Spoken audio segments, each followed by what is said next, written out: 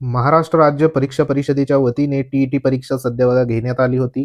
त्या टी-ई-टी परीक्षेचा जो काही निकाल आहे, तर तो निकाल नेमका कधी लागणार आहे, तर त्या अनुषंगाने या ठिकाणी न्यूज देखील आलेली आहे, की टी-ई-टीचा जो निकाल आहे, तर तो 17 जानेवारीपूर्वी निकाल लागणार आहे आणि या ठिकाणी राज्य परीक्षा परिषदेकडून उत्तरपत्रिकेची जी काही फेर पडताळणी आहे, तर ती सध्या बघा सुरू आहे आणि महत्त्वाचं या ठिकाणी जून अखेर पुढील परीक्षा जी आहे, तर ती सध्या बघा होईल.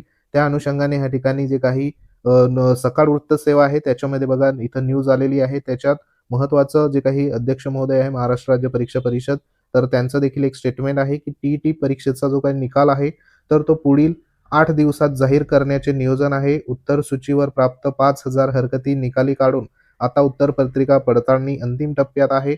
या परीक्षेचा निकाल प्रसिद्ध झाल्यानंतर पुढील टी-ई-टी जून अखेर घेण्याचे नियोजन आहे.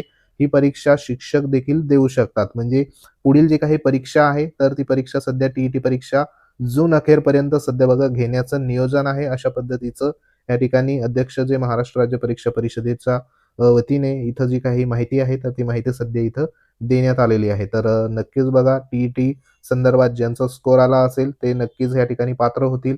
ज्यांचा स्कोर आला नाही, तर अशा उमेदवारांनी पुढील टी-ई-टीसाठी सध्या बघा प्रयत्न करा.